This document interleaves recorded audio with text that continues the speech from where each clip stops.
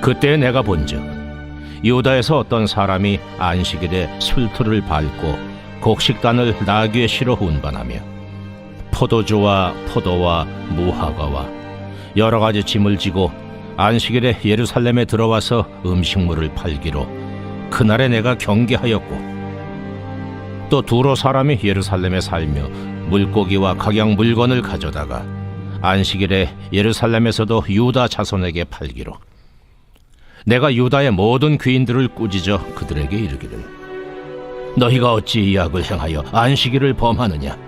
너희 조상들이 이같이 행하지 아니하였느냐? 그래서 우리 하나님이 이 모든 재앙을 우리와 이 성읍에 내리신 것이 아니냐? 그럼에도 불구하고 너희가 안식일을 범하여 진노가 이스라엘에게 더욱 심하게 임하도록 하는도다 하고, 안식일 전 예루살렘 성문이 어두워갈 때에 내가 성문을 닫고 안식일이 지나기 전에는 열지 말라 하고, 나를 따르던 종자 며칠 성문마다 세워 안식일에는 아무 짐도 들어오지 못하게 하였으므로 장사꾼들과 각양 물건 파는 자들이 한두 번 예루살렘 성 밖에서 자므로 내가 그들에게 경계하여 이르기를, 너희가 어찌하여 성 밑에서 자느냐? 다시 이같이 하면 내가 잡으리라 하였더니 그 후부터는 안식일에 그들이 다시 오지 아니하였느니라. 내가 또 레위 사람들에게 몸을 정결하게 하고 와서 성문을 지켜서 안식일을 거룩하게 하라 하였느니라. 내 하나님이여, 나를 위하여 이 일도 기억하시옵고 주의 크신 은혜대로 나를 아끼시옵소서. 그때 내가 또 본즉 유다 사람이 아스돗과 암몬과 모압 여인을 맞아 아내로 삼았는데, 그들의 자녀가 아스돗 방언을 절반쯤은 하여도 유다 방언은 못하니 그 하는 말이 각 족속의 방언이므로 내가 그들을 책망하고 저주하며 그들 중 몇 사람을 때리고 그들의 머리털을 뽑고 이르되, 너희는 너희 딸들을 그들의 아들들에게 주지 말고 너희 아들들이나 너희를 위하여 그들의 딸을 데려오지 아니하겠다고 하나님을 가리켜 맹세하라 하고 또 이르기를, 옛적에 이스라엘 왕 솔로몬이 이 일로 범죄하지 아니하였느냐? 그는 많은 나라 중에 비길 왕이 없이 하나님의 사랑을 입은 자라. 하나님이 그를 왕으로 삼아 온 이스라엘을 다스리게 하셨으나 이방 여인이 그를 범죄하게 하였나니, 너희가 이방 여인을 아내로 맞아 이 모든 큰 악을 행하여 우리 하나님께 범죄하는 것을 우리가 어찌 용납하겠느냐? 대제사장 엘리야십의 손자 요야다의 아들 하나가 호론 사람 산발랏의 사위가 되었으므로 내가 쫓아내어 나를 떠나게 하였느니라. 내 하나님이여, 그들이 제사장의 직분을 더럽히고 제사장의 직분과 레위 사람에 대한 언약을 어겼사오니 그들을 기억하옵소서. 내가 이와 같이 그들에게 이방 사람을 떠나게 하여 그들을 깨끗하게 하고, 또 제사장과 레위 사람의 반열을 세워 각각 자기의 일을 맡게 하고, 또 정한 기한에 나무와 처음 익은 것을 드리게 하였사오니 내 하나님이여, 나를 기억하사 복을 주옵소서.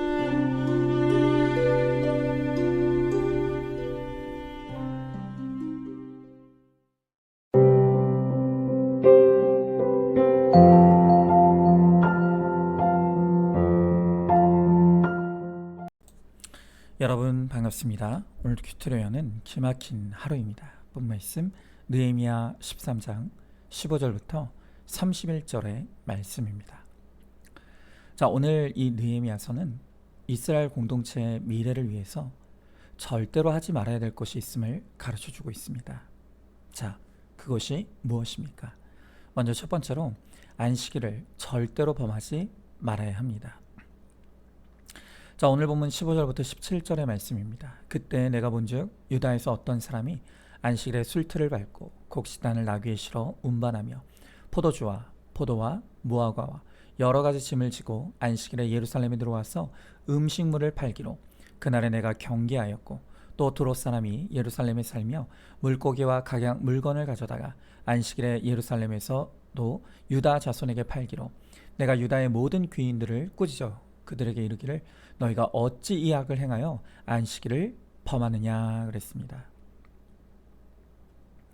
자, 이 느헤미야서는 타락한 이스라엘 백성들이 하나님의 진노로 70년 동안 바벨론에 끌려가 노예 생활하다가 이 지도자 느헤미야를 통해 다시 고향 땅 이스라엘로 돌아와 무너진 성벽을 재건하고 하나님 나라 이스라엘을 다시 세우는 내용을 담고 있는 책이죠.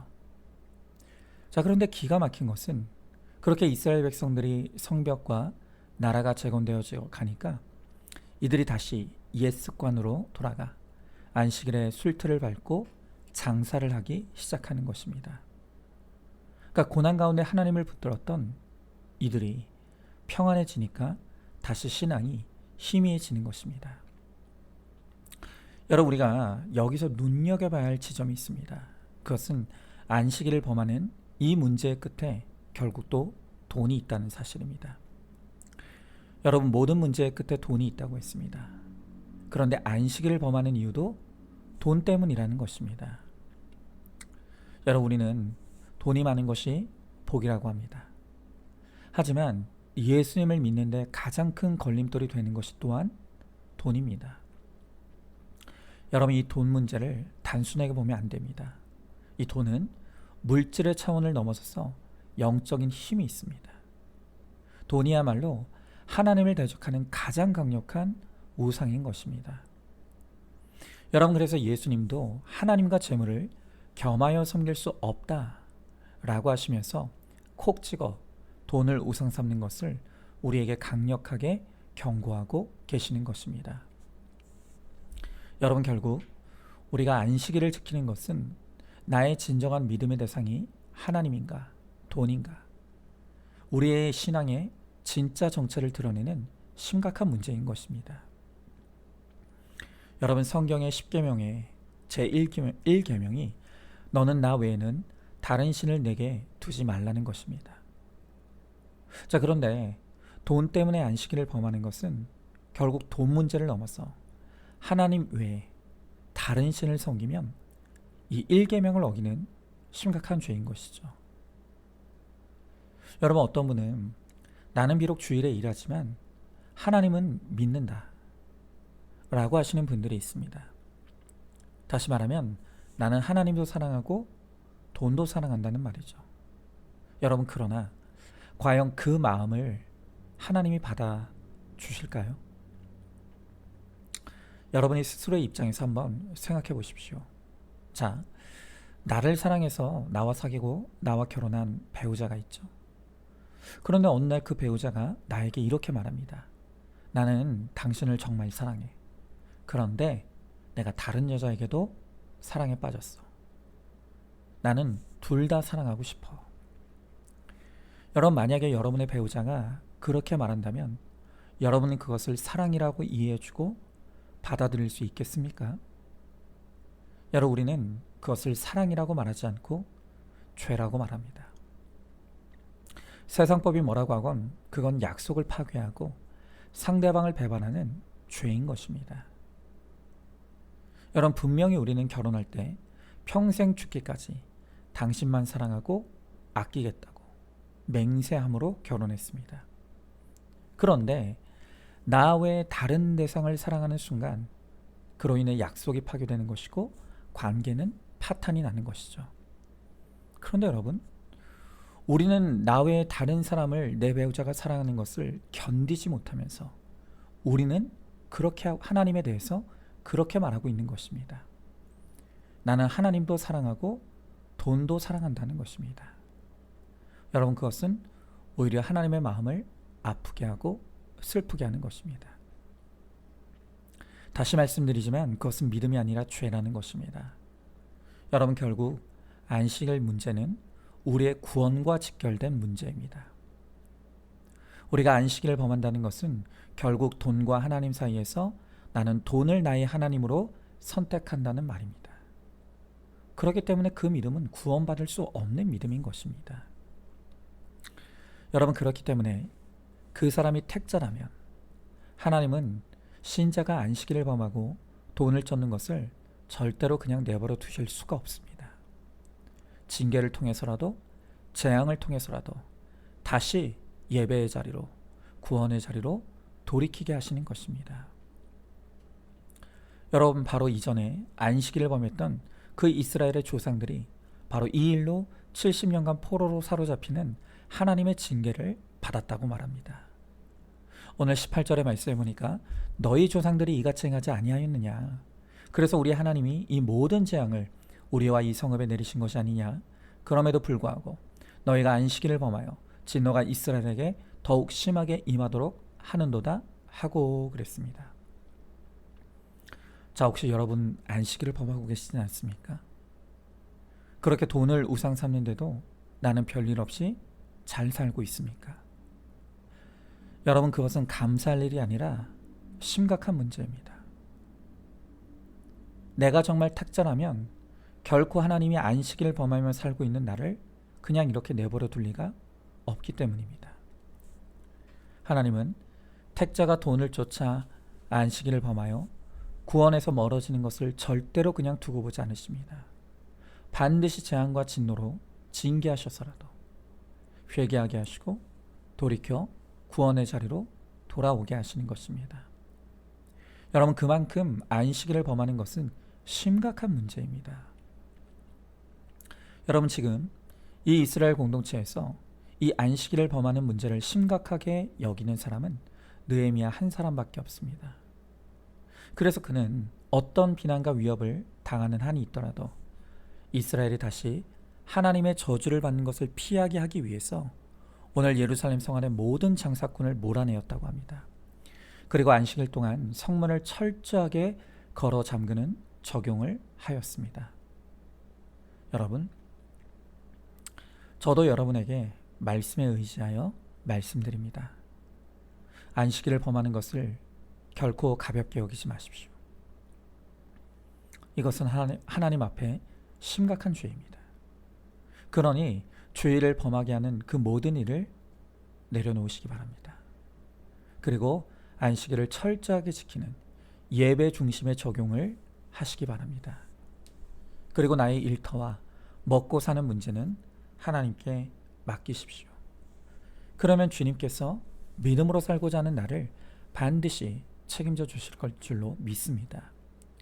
오늘 22절에서 느헤미야가 이 안식일을 문제를 바로잡으면서 바로 그것을 간구하고 있습니다.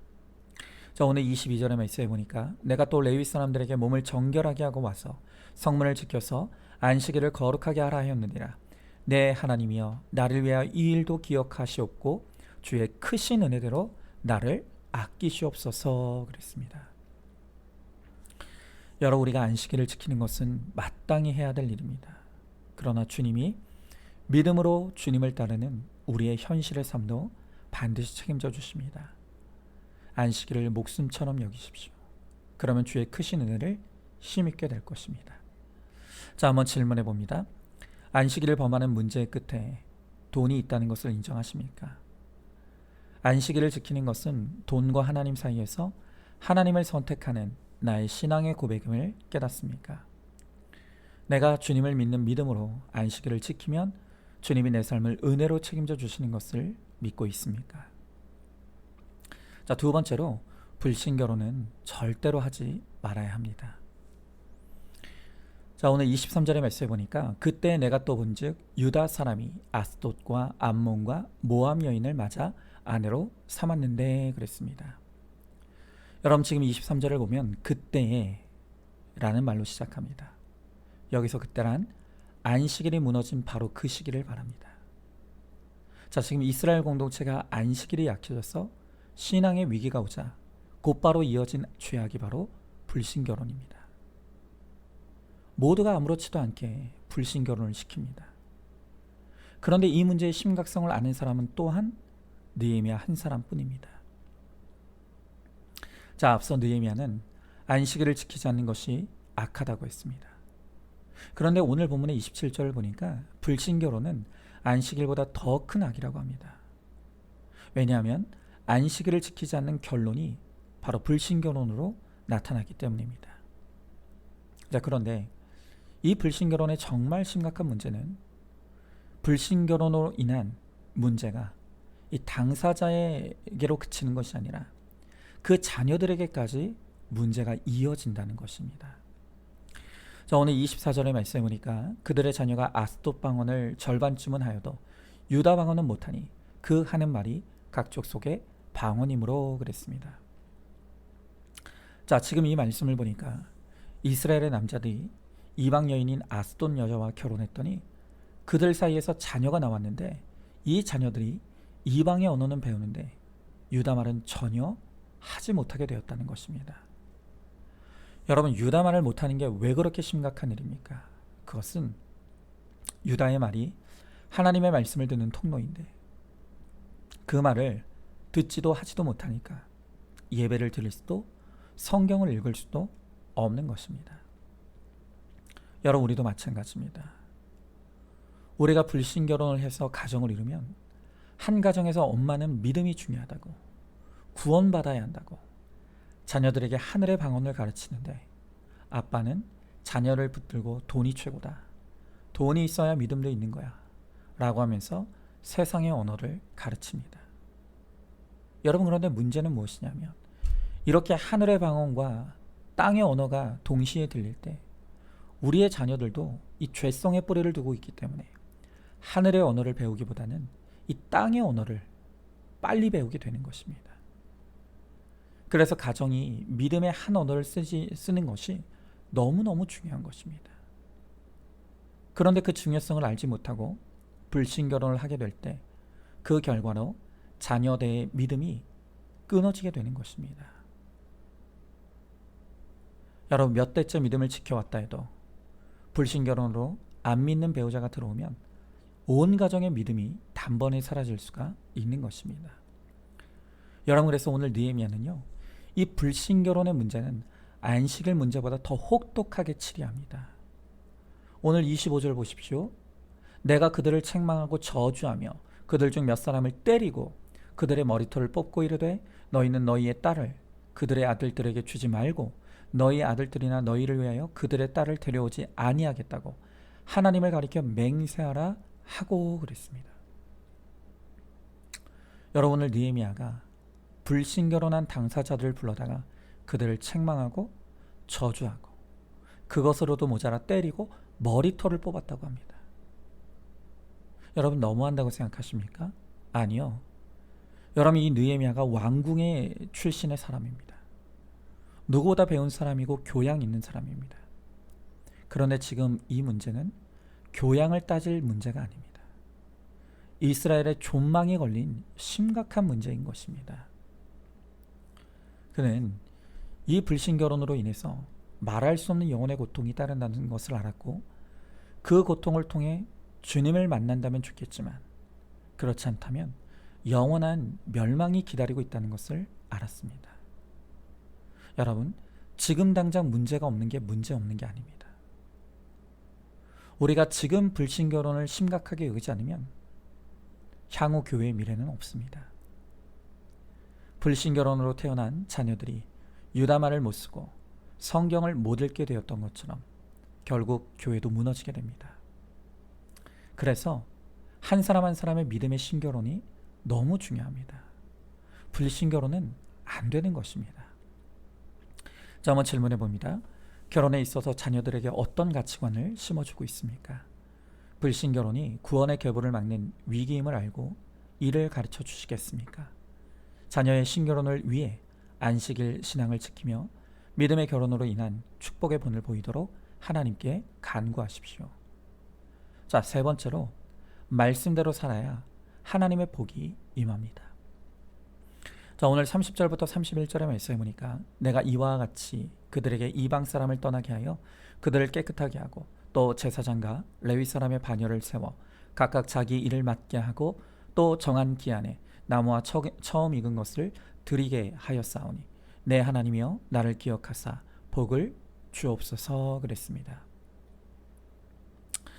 자, 이 느헤미야서를 마무리하면서 저는 느헤미야를 한마디로 정의하면 그는 외로운 지도자였다.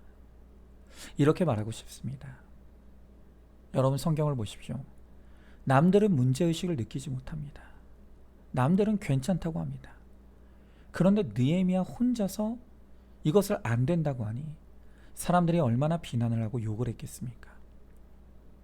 그래서 느헤미야는 안식일에 대해서 백성을 꾸짖을 때도 22절에 크신 은혜로 나를 아껴달라고 간구합니다. 또 29절에서는 불신결혼의 죄를 범한 그들을 기억해달라고, 또 31절에서는 그들에게 가르치는 자신을 기억해달라고 기도하고 있습니다. 자, 여러분, 왜 하나님은 우리의 일에 일일이 간섭하시면서 내가 하고 싶은 것을 막는 것입니까? 그것은 내가 하려고 하는 것이 하나같이 잘못된 일이고 망하는 길이기 때문입니다. 여러분, 100% 죄인인 우리는 내가 망하는 줄도 모르고 불나방처럼 자꾸 잘못된 길로, 죄악의 길로 빠져듭니다. 그러니 그걸 뻔히 아는 느헤미야는 책망하고 저주하고 머리털을 뽑아서라도 멸망하는 것만큼은 막을 수밖에 없는 것입니다. 여러분, 당장은 힘들어도 말씀대로 믿고 말씀대로 살면 말씀대로 복이 옵니다. 하나님의 복이 임하게 됩니다. 그러니 잔소리가 아닌 축복의 메시지로 들으시기 바랍니다. 이것이 듣기에 힘든 줄 압니다. 그러나 이 힘든 메시지를 전하는 것은 정죄하게 하기 위함이 아니라 복을 받게 하기 위해서입니다. 자, 한번 질문합니다. 내가 하려는 일을 말씀과 공동체가 맡고 있습니까? 그것에 어떻게 반응하고 있습니까? 내 마음대로 하기 위해서 말씀도 보지 않고 공동체에도 묻지 않고 있지는 않습니까?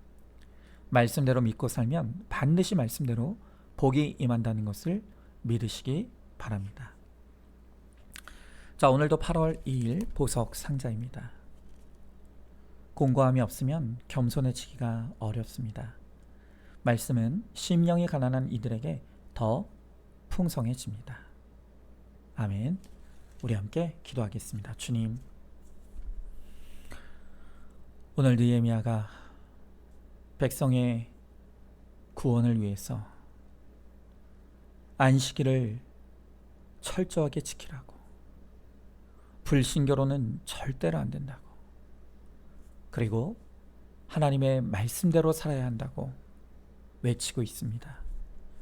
이스라엘 백성들은 그게 왜 문제냐고, 왜 내가 하는 것마다 태클을 거느냐고 원망하고 불평하지만 느헤미야는 하나님의 말씀을 알기에, 또한 그들이 하려고 하는 일이 저주가 될 수밖에 없음을 알기에 외치고 또 외치며 외로운 사명을 감당하고 있습니다.